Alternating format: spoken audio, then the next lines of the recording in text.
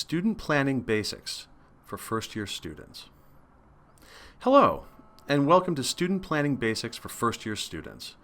This video will provide a brief overview of the features of student planning, the online program that you will use to do 4 important things this August. 1. Find and select courses for your fall semester schedule. 2. Review how those courses fit together. 3. Submit those courses to your advisor for approval. And then 4. Register for your fall semester courses. After watching this video, you can begin working on selecting courses, putting a schedule together, and submitting the plan to your advisor for approval. Keep in mind, though, that you are not registering for the courses at this time. That will happen during freshman orientation in August. During orientation, you will meet with your academic advisor multiple times and will have lots of chances to ask questions about different courses and which ones make the most sense to take. So you're going to have lots of guidance in just a few weeks as you work with student planning. For now, this video is intended to get you acquainted with how the system works and how you will be accomplishing each of these tasks so that your selection and registration for courses during orientation will be as easy as possible. By the end of this video, you will know how to use student planning to, among other things, A. Review your degree requirements, B. Find available courses, C. Add, move, or delete courses within your degree plan, D. Submit your degree plan to your advisor for review, and E. Register for your courses. Now, before we begin, we should note that student planning has a lot of features, some of which you will use right away, and others of which you will use later in your Wabash career. This video emphasizes the features that are most important to you right now, but we will also give a very brief overview of all of the features that student planning provides. So, let's start looking at student planning. To get to student planning, go to www.wabash.edu/mybash and click on the Ask Wally link on the right. Log in to Ask Wally with your username and password.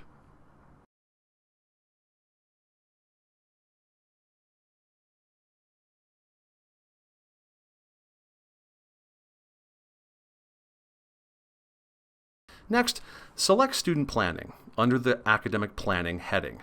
The first time you log into Student Planning, you will see the Verify Personal Data screen.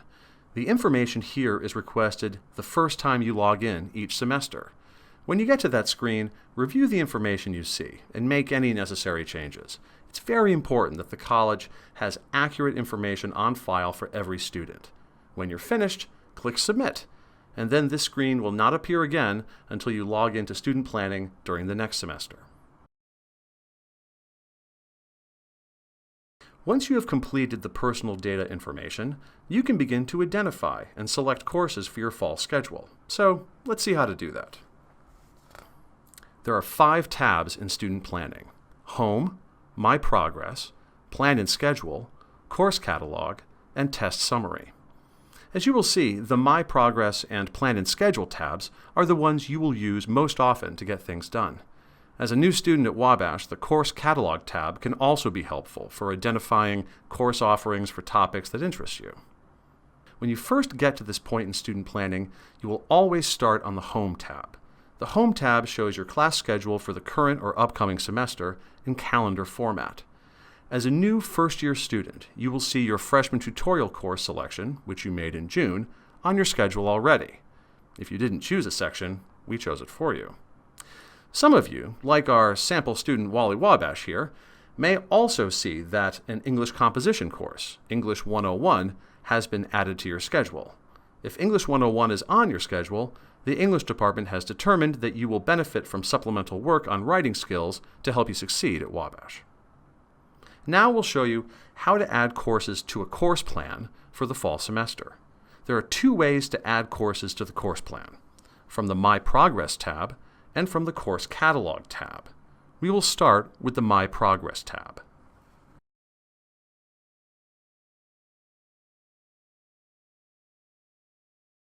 One way to select your courses for the fall is to think about graduation requirements and which courses meet the different requirements. The My Progress tab displays degree requirements, and all the active courses that could be taken to meet them. As first-year students, you'll see that the freshman tutorial requirement will be listed as in progress, since you are enrolled in that course now. The English 101 requirement will show as completed or as in progress, depending on whether or not you are enrolled in English 101 this fall. Any transfer credit or AP credit you received before starting at Wabash may also appear on the My Progress tab as meeting requirements. Until you declare your major or minor as a sophomore, you will be assigned a Gen Ed program. Once you declare, you'll see the requirements for your major and minor on the My Progress tab.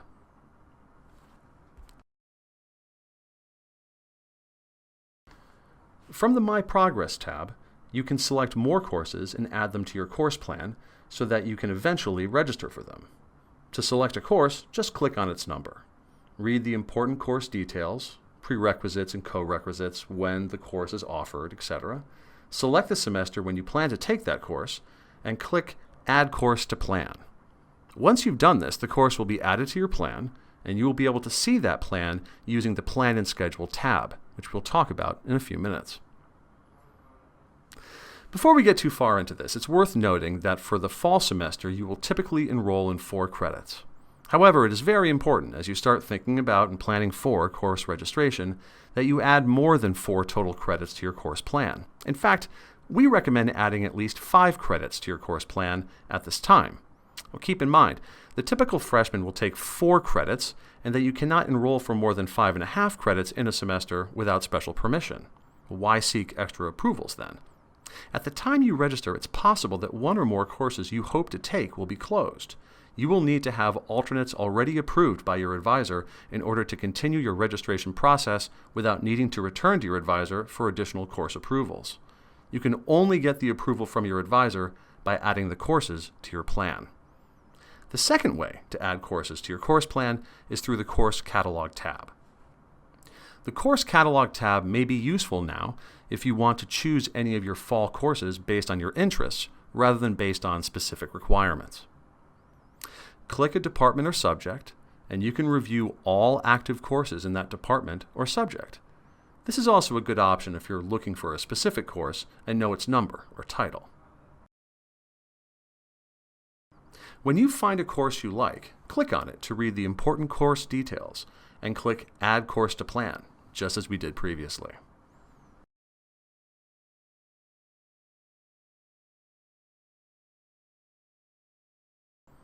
If you want to take a science course or a language course that has a co-requisite lab requirement, you must add both the course and the lab to your plan for approval. In this case, we must also select a section of Bio 111L to go along with our Bio 111 section.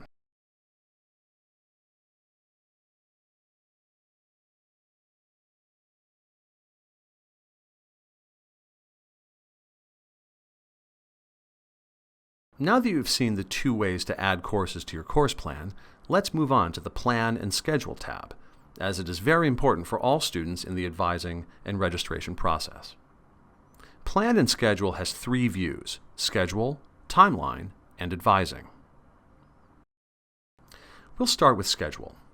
The default view on the Schedule tab is for the current semester. Since you are now planning and registering for fall 2014, this is fine, but you will eventually start planning your courses multiple semesters in advance, and when you do, you'll be able to look at those future semesters by advancing to a particular semester using the arrow key. What you see on this screen is how your planned courses fit on days of the week and in hours of those days. On the left side of the screen, you will see all the courses you have added to your plan for a particular semester. They will be seen here even if you are still awaiting for advisor approval. Under each course listed here, you will have the option to view other sections. That is, different offerings of the same courses that are taught during the same semester, but at a different time, and often by a different instructor. If there are multiple sections of a course, clicking here will display them with any important section information. You can select these different sections to see how they would fit into your weekly schedule and whether there would be conflicts with the different sections.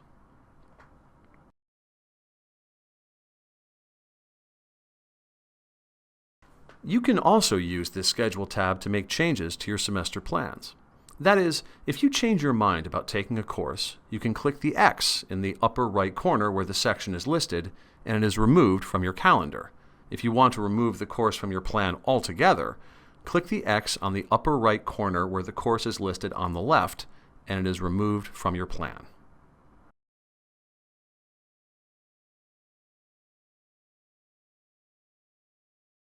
Now let's look at the Timeline tab.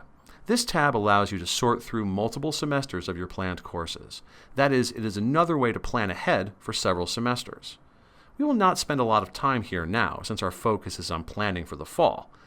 But later, as you plan with your advisor for future semesters, this tab will provide a convenient way to make adjustments to those plans.